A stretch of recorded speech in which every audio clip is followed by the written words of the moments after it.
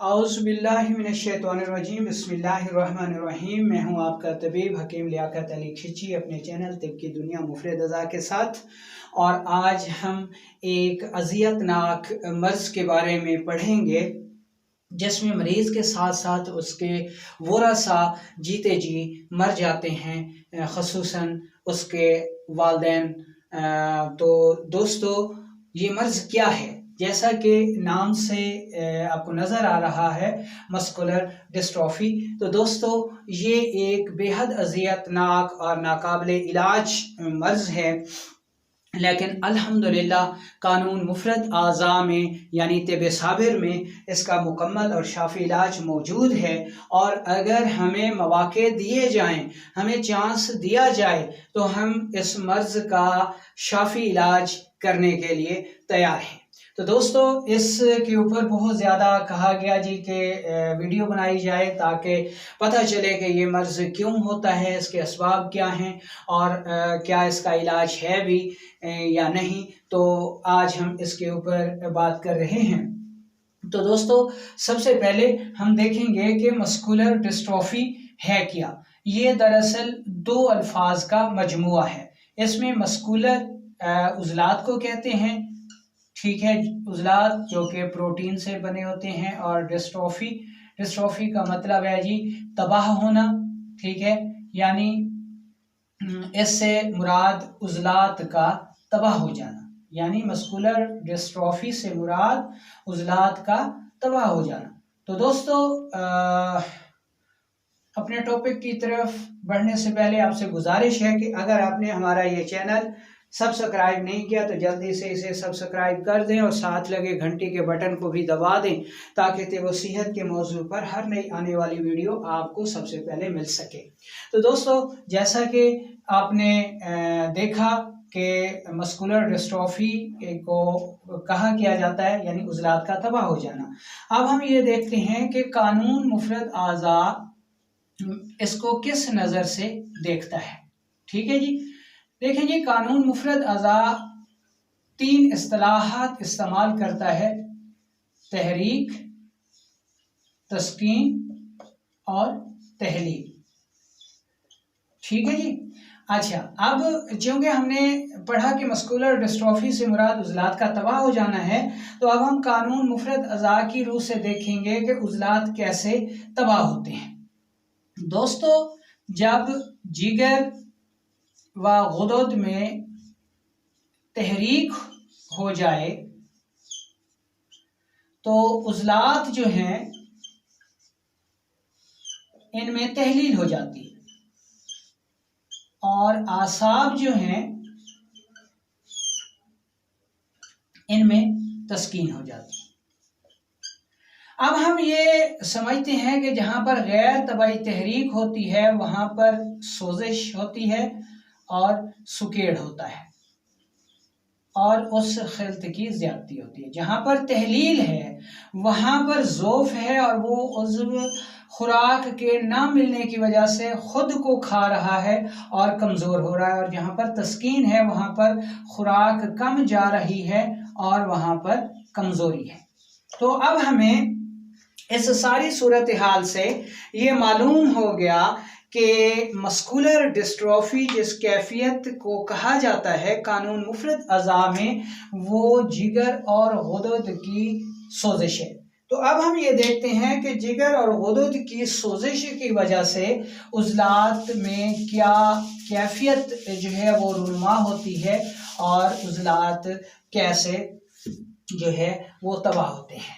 दोस्तों, इसको आप जिगर समझ लें, ठीक है जी, इसको आप उज़लात समझ लें और इसको हम आसाब कह देते हैं। अब जब जिगर में सोजिश होगी तो इसकी जो खिल्त है, खिल्त सफरा, वो गैर तबाई होगी, यानी हरारत गैर तबाई होकर बढ़ जाएगी। ठीक है जी। अब हरारत गैर तबाई होकर जब बढ़ जाएगी तो उसका असर उज़लात पर क्या होगा? उज़लात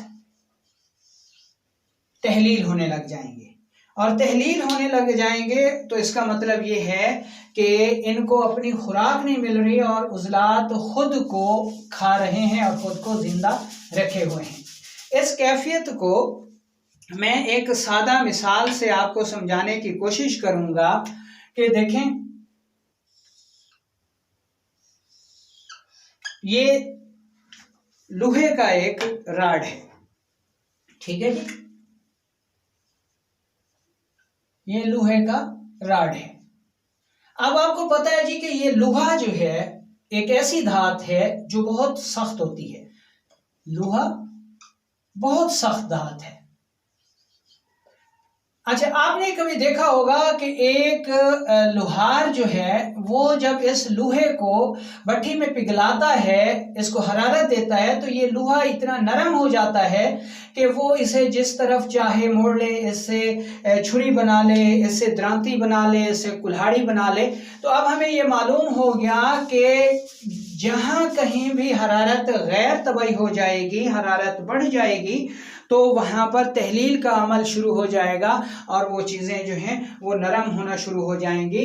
तो यही सूरत हाल जिगर की सोजिश की वजह से जो है वो उज़लात में तहलील हो जाती है और तहलील की वजह से हमारे उज़लात जो हैं वो तबाह होना शुरू हो जाते हैं, जिसको मस्कुलर डिस्ट्रॉफी कहा जाता है। तो ये तो था इसके असबाब। तो अब हम देखते हैं जी कि इसमें अलामात क्या क्या आती हैं और कैसे जो है इसकी हम पहचान कर सकते हैं जी कि ये मस्कुलर डिस्ट्रॉफी है।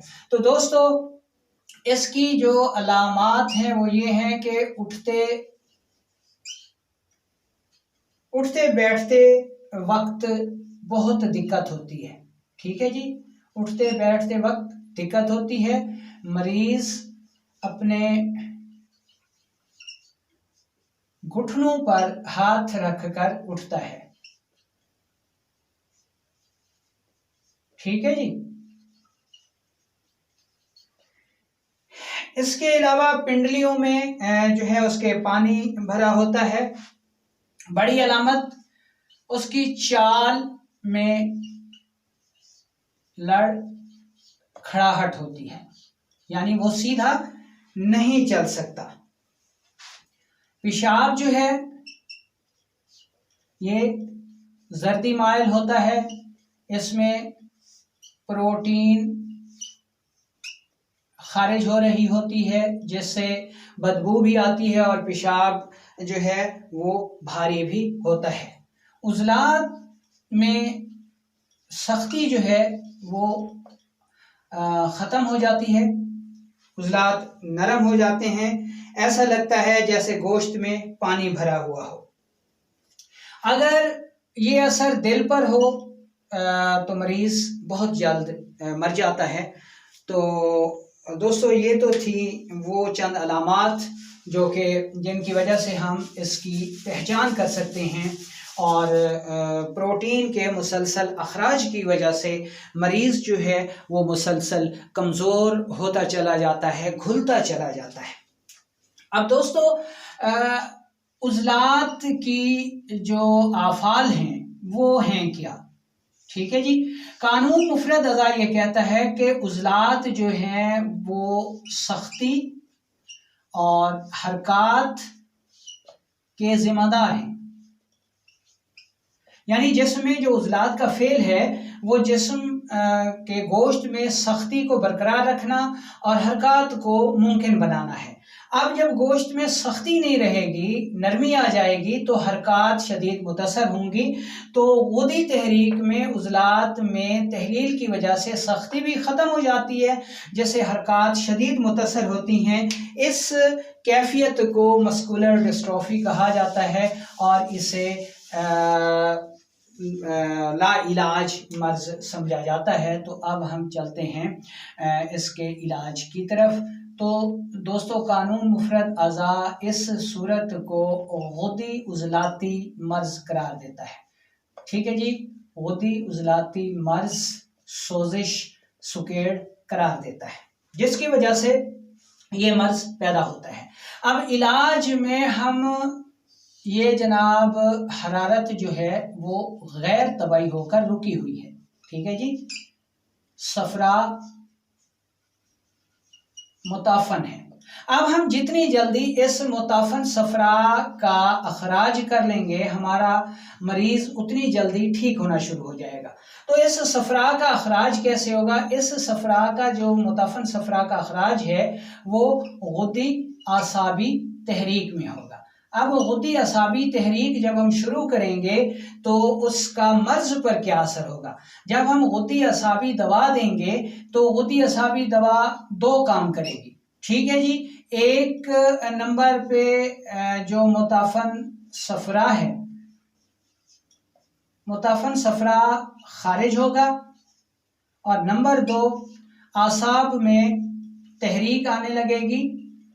ठीक है जी, और जब आसाब में तहरीक आने लगेगी तो जो उज़लात की तहलील थी वो रुक जाएगी, उज़लात की तहलील रुक जाएगी और उज़लात में जो है वो सुकून आना शुरू हो जाएगा, जिसकी वजह से जो मस्कुलर डिस्ट्रॉफी है वो मर्ज दूर होना शुरू हो जाएगा। यानी जब हम गुद्दी असाबी दवा देंगे तो गुद्दी असाबी दवा जो काम करेगी वो नंबर एक पर मुताफन सफरा को खारिज करेगी, नंबर दो पर आसाब में तहरीक पैदा शुरू कर देगी, साले रतूबात पैदा होना शुरू हो जाएंगी, और जब साले रतूबात पैदा होंगी तो उज़लात में फरहत आना शुरू हो जाएगी, मुफर्रह कैफियत पैदा होना शुरू हो जाएगी, और उज़लात की जो तहलील थी वो रुक जाएगी, और ऐसा मरीज हमारा फौरन ठीक होना शुरू हो जाएगा। तो अब हम यहाँ पर कुछ मुआलजात नुस्खाजात दे रहे हैं जो आप आम घरेलू सतह पर कर सकते हैं। इस सिलसिले में आपको याद रखना चाहिए दो चीज़ें, एक सब्र, ठीक है जी, दुआ, और मुस्तकिल मिजाजी, ये दोनों तीनों चीज़ें बहुत ज़रूरी हैं इस इलाज में। सब्र कीजिए, दुआ कीजिए और मुस्तकिल मिजाजी से इलाज कीजिए।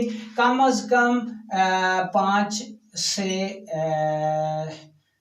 7 माह तक जो है वो इसका इलाज है, लेकिन अल्हम्दुलिल्लाह ऐसे मरीज़ बिल्कुल ठीक हो जाते हैं। तो अब हम चलते हैं इलाज की तरफ। देखिए, अगर मरीज़ को कब्ज़ हो, ठीक है जी, उसका आपने ख़ास तौर पर ख्याल रखना है कि मरीज़ को अगर कब्ज़ हो तो सबसे पहले आपने उसकी कब्ज़ दूर करनी है। इसके लिए आपने लेना है जी रोग़न बादाम, ये खालिस होना चाहिए, ठीक है जी। ये उम्र के हिसाब से 1 चम्मच चाय वाला और 1 कप नीम गर्म दूध में मिलाकर मरीज़ को रात को पीने के लिए देते रहें जब तक कब्ज़ दूर नहीं होती। ठीक है जी, ये एक चीज़ हो गई। दूसरी चीज़, आपने ये नुस्खा बना के रख लेना है और ये नुस्खा लंबे अरसे तक इस्तेमाल होना है, इसलिए वाफिर मिकदार में बना के रख लें। सूंड 5 तोला और नौशादर जो है ये 2 तोला, और इसमें फिलफिल स्याह यानी काली मिर्च ये 1 तोला है, ये सफूफ कर लें। और 1 ग्राम दिन में 3 मरतबा सादा पानी के साथ देते रहें। दोस्तों, इस मर्ज का जो इलाज है वो मुहर्रिकात से है, लेकिन लंबा अरसा तक आपने ये चीज़ें इस्तेमाल करनी है क्योंकि 6-7 माह जो है वो इलाज चलना है। 1 माह के बाद 1 माह ये जब इस इलाज को गुजर जाए, यानी बादाम रोगन और जंजबील यानी सूंड वाला नुस्खा देते हुए, तो उसके बाद आपने मुकव्वियात शुरू करवाने हैं। और मुकव्वियात में आपने क्या देना है, तो दर्ज झैल चीज़ें जो हैं वो आप बना के दे सकते हैं। इसमें खजूर 2 अदद आपने ले लेनी है खजूर, और बादाम 3 अदद। ये सुबह शाम खाकर ऊपर से 1 कप दूध।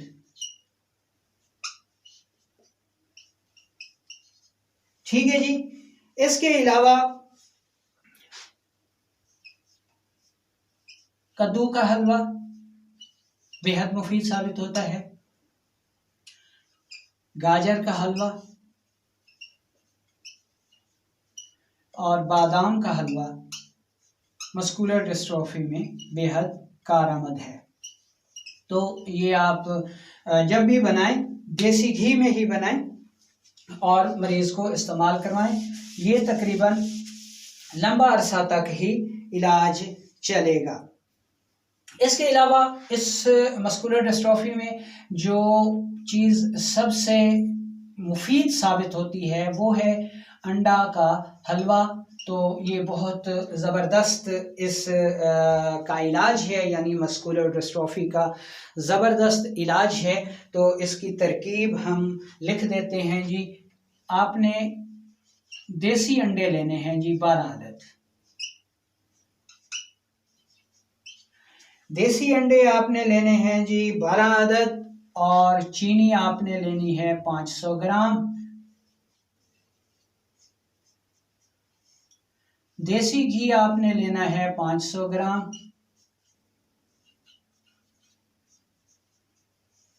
देसी घी भी आपने ले लिया 500 ग्राम। दाना इलायची खुर्द और बादाम, ठीक है जी। दाना इलायची सब्ज़ और बादाम ये हिस्बे ज़रूरत आप ले लें, ठीक है जी। अब इसकी तैयारी का तरीका ये है कि एक कढ़ाई में आप घी डालें।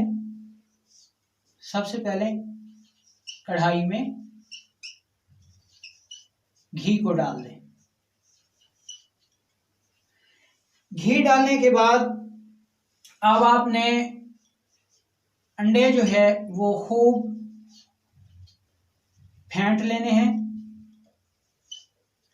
और ये अंडे फेंट कर आप कढ़ाई में डाल दें, यानी घी में डाल दें।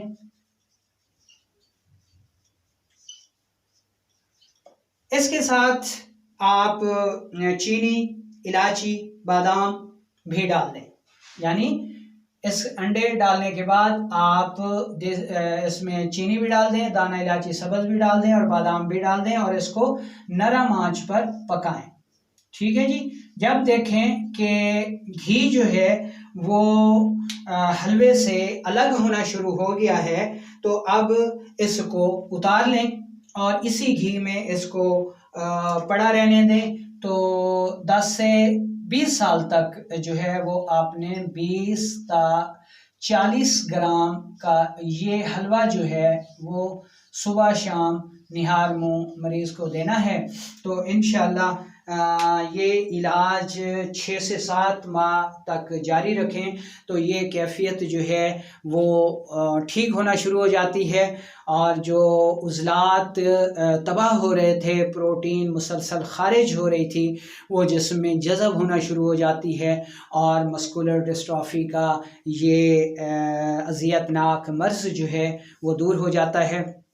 आप पूरे एतमाद के साथ कानून मुफरद अज़ा के मुआलजीन से रब्ता करें और कानून मुफरद अज़ा के मुआलजीन जो हैं वो इस असूल पर मस्कुलर डिस्ट्रॉफी का इलाज करें। इंशाअल्लाह कामयाबी आपके कदम चूमेगी। इस वीडियो को जितना ज़्यादा हो सके आप फैलाएं ताकि मखलूक खुदा इससे फ़ायदा हासिल कर सके। वालेकुम अस्सलाम वरहमतुल्लाहि व बरकातुहू। अपनी दुआओं में याद रखिएगा। बहुत शुक्रिया।